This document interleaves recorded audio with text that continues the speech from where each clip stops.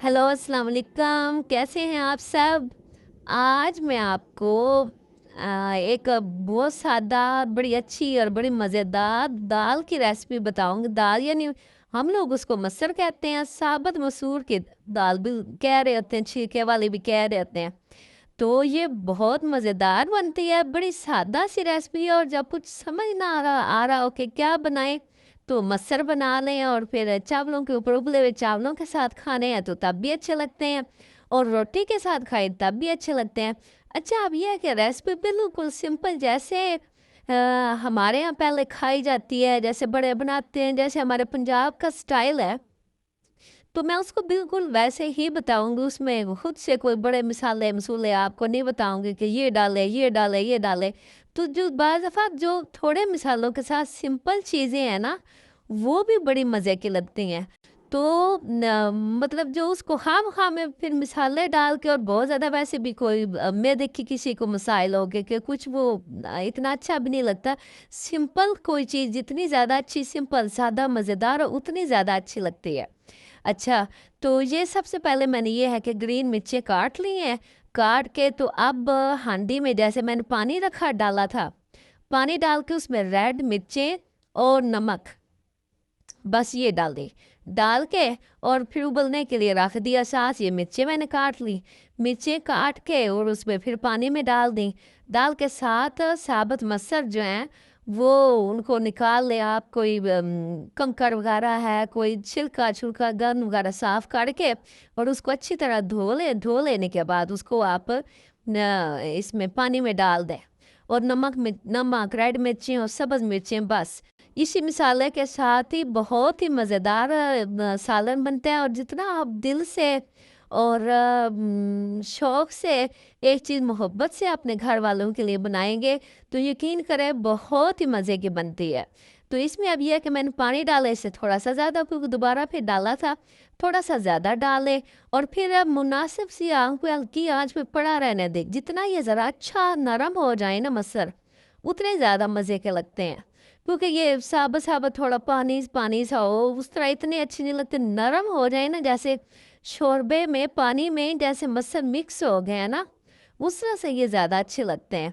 तो फिर वो उसको आप ज़रा पतला करना, चावलों के ऊपर डाल के खाना हो, तो आप ज़रा पतला-पतला रख लें। अगर रोटी के साथ खाना हो तो फिर आप थोड़ा-सा सगना सा कर लें, तो बड़ा ही मज़ेदार और बड़े लज़ीज़ लगते हैं। और मिर्चें वगैरह रेड मिर्चें डाली हैं मैंने, आधी 1 चम्मच डाली है, बहुत ज़्यादा नहीं डाली। नमक आप वो भी आधे से कम में थोड़ा डाला है।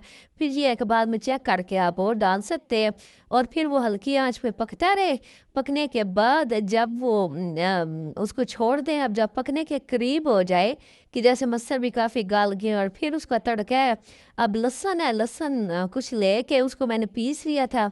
पीसने के बाद फिर उसको मैंने ये अब तड़का लगाने लगी हूँ, उसको उसमें घी डाला है। घी भी बहुत ज़्यादा नहीं डालना, दरमियाना सा घी डाल के उसमें बस लहसुन और कोई भी चीज़ डालने की ज़रूरत नहीं है।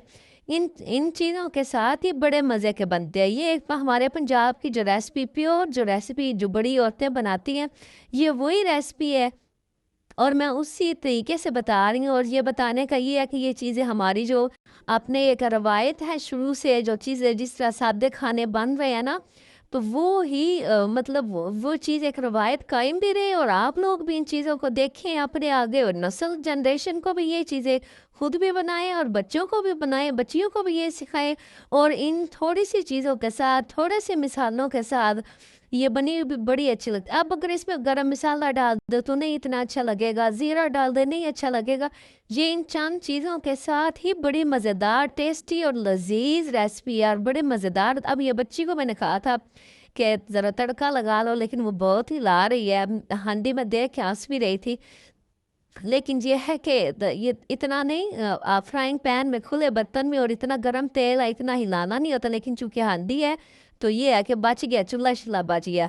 दरमियाना सा हो जाए और लाइट ब्राउन से वो आप लहसुन कर लेना है, लेकिन उसमें बहुत ज़्यादा ये है कि डार्क भी नहीं करना, काला नहीं कर देना। और फिर जब लाइट ब्राउन हो जाए तो फिर वो पकते हुए मसर जो तकरीबन एंड पे हो गए, बनने के करीब हो गए हैं, आप उसके अंदर डाल दें। अब ये देखिए अब काफ़ी सही हो गया है। अब इस मसर को इसके अंदर आप तड़का लगा दिया और फिर साथ ही जैसे तड़का लगाते हैं बड़ी अच्छी सी खुशबू उठती है जब मसरों के अंदर ये लहसुन वाला घी वाला ये तड़का जब जाता है तो साथ ही दूर दूर तक खुशबू आने लग जाती है कि पता लग रहा होता है कि कहीं से बड़ा मज़ेदार को तड़के वाले सालन बन रहा है, दाल बन रही है तड़के वाली या मसर बन रहे हैं तड़के वाले। तो ये बड़े मज़े का लगते हैं। ये अभी थोड़े से मुनासिब हैं अभी और इसको थोड़ा-सा रख दें मज़ीद नरम हो जाएँ, अच्छे खासे भी हो जाए ना अच्छे नरम, कोई मसला नहीं होता बल्कि वो मज़ेदार लग रहा होता है। और फिर उसको फिर सगना-सगना लग रहा हो तो उसमें थोड़ा पानी डाल दें और नरम करके और फिर इसको आप एन्जॉय करें। आप अपने मतलब चावलों में डाल के खाएँ, आप रोटी के साथ रात को खाएँ, उसके साथ अचार रख लें तो बड़ा मज़े का लगता है। और कुछ साथ घर वाले जो हैं वो साथ दही रख लें, वो मज़े का रायता सा बना लें, दही का रायता, उसके साथ खाएँ बड़ा मज़े का लगता है। और ख़ासकर सुबह रोटी में पराठे के साथ मसर खाएँ तो बड़ा ही मज़ेदार और लज़ीज़ लगते हैं। और ये हमारी अपनी बहुत सादा सी रेसिपी है। सिर्फ़ रेड मिर्चें क्या मैंने डाला था, पानी डाला, उसमें नमक डाला, रेड मिर्चें डाली बस और फिर ऊपर सब्ज़ मिर्चें काट के डाल दी और कोई भी चीज़ डालने की ज़रूरत और फिर बस हल्की आँच पे आप रख दें। बहुत सारे लोग कुकर में बनाते हैं, तो कुकर में भी बना सकते हैं। लेकिन मुझे ज़रा बहुत ज़्यादा कुकर इतनी आदत नहीं है। मैं बड़ी मजबूरी में कोई चीज़ बनानी हो तो कुकर चूँकि रात का खाना फिर सब घर वालों ने रात को खाना होता है, रात को बनाना होता है तो फिर मैं अपना टाइम से एक हल्की आँच पे बना के रख देती हूँ। मुझे लगता है कि जो हल्की आँच पे चीज़ पकी हुई मज़े की लगती है, उसका ज़ायका ही और होता है। गोश्त बनाना हो, आपने कोई दाल बनानी है, आप इस तरह से चने बनाने हैं, काले चने और वो कभी बना के अब वो भी बताऊँगी। चने चिकन बड़ा मज़े का लगता है।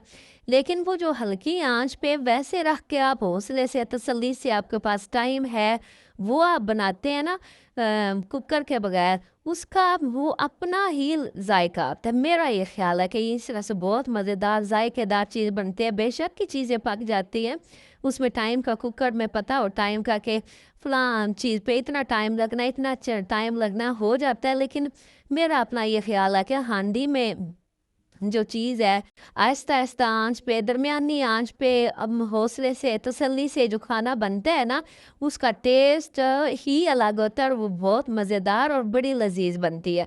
तो घर में है कोई हम अगर या किसी की जॉब है, कोई बाहर जा रहा है, तो आना-जाना है, फिर जल्दी में हो तो फिर अलग बात है। लेकिन घर में आप हैं तो टाइम से रख दें और खुद ही पकती रहेगी टाइम पे, बस पक जाए तो 1-2 दफ़ा हांडी में चमचा हिला लें। फिर ये है कि उसके बाद आप टाइम पे तड़का लगा दें और हांडी तैयार कोई इतना मुश्किल नहीं होता। अब ये है कि एक दफ़ा हिलाया और फिर थोड़े सख्त थे, थोड़े से वो मतलब सही थे, फिर पानी मैंने डाला, पानी डालने के बाद फिर उसको हल्की आँच पे रख दिया। अच्छा अब इसको मैंने डोंगे में डाल दिया, हल्के-फुल्की सजावट कर दिया। अब इस तरह से बनाएँ, खाएँ और दुआएँ दें। ओके, खुदा हाफ़िज़।